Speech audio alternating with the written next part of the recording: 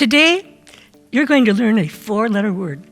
Now, not the kind you think, but this 4-letter word can have a powerful influence on how you show up and impact others. With a show of your hands, how many of you are an only child in your family? Okay, how about 1 or 2? How about 5? I came from a family of 9. 9 siblings in 16 years. It was noisy, it was crowded, and it was chaotic. It was like a baseball team that didn't have any clearly defined roles or responsibilities. As part of those 9, there are all kinds of shapes, sizes, and personalities. Gender differences, age differences, ability differences. Male versus female, teenagers versus kids, athletic or academic or not, but there were a lot of attitudes about those differences. As part of the younger 3, we were told to be seen and not heard.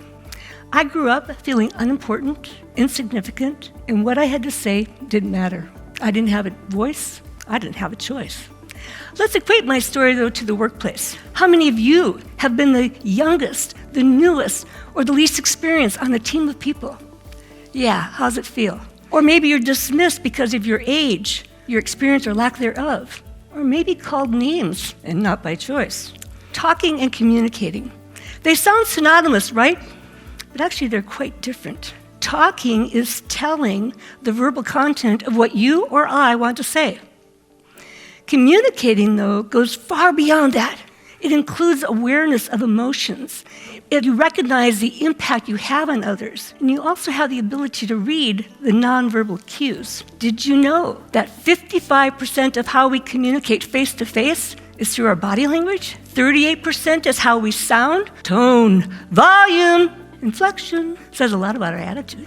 And only 7% are the words, but the words are incredibly powerful, both negative and positive. It says a lot about where we're coming from. As Albert Morabian, body language researcher, says, it's a 7% rule. Choose your words wisely. As we think about these words and what's going on, we draw upon Stephen Covey's work. The biggest communication problem is that we don't listen to understand, we listen to reply. With those 2 words, listen and silent. What do you notice about those 2 words? They're exactly the same letters. So to listen, you have to be silent, not just what's coming out of your mouth, but also what's going on in your head. And not everything that jumps in your head has to come out of your mouth. So how do we redirect those negative encounters and shift confrontations into conversations?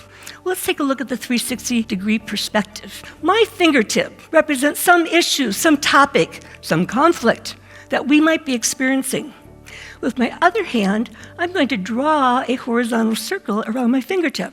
So for every degree on my circle, it actually represents a different perspective of my fingertip. And how we see my fingertip could be a result of our experience, our age, our education, our family story. Now, that's step number 1, perspective taking. Step number 2 is what we call Stephen Covey's 5th habit of highly effective people.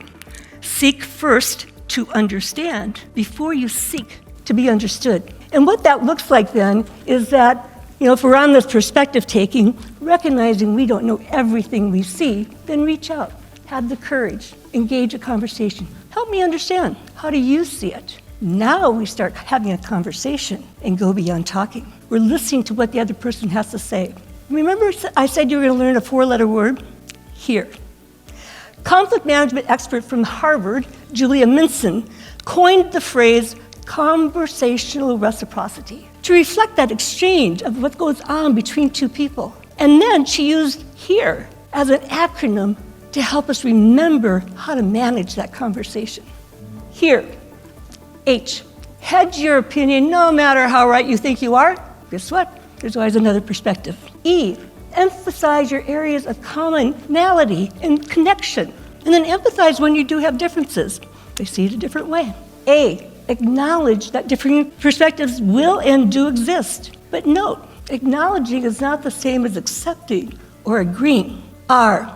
Reframe the negative to the positive and avoid those judgment-laden words that have such a powerful impact and blow. Growing up as I did as part of the 9, I developed really good observational skills and listening skills. And I saw how damaging, hurtful, demeaning words could have on people's self-esteem, self-confidence, and certainly fostered bruised relationships. The jabs, the digs, the name-calling, all fostered a toxic environment where people felt they were tiptoeing around each other, walking on eggshells, fearful of the consequences of what they might say or do and be criticized for it. That kind of environment can foster toxicity, where people feel uncomfortable, people are unhappy, people are unsure of themselves. And those kinds of experiences can have long-lasting effects. How do we redirect that? Again, go back to the 360-degree perspective. Seek first to understand before you seek to be understood. There are 3 things I've learned about people throughout my life. Number 1, people tend to react to what's being said and what they hear before they even make sense of what they're listening to. Number 2, people tend to feel that they're personally attacked and in turn redirect that back rather than saying, where's this other person coming from? Maybe something's going on for them.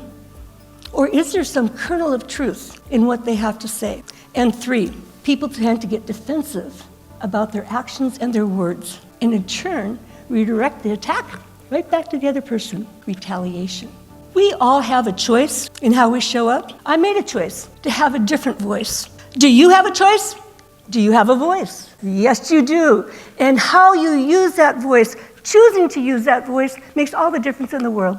You have opportunities. Seize them, embrace them, and live with them. So, I suggest to you, let's embrace the 3 C's: courage, compassion, and concern.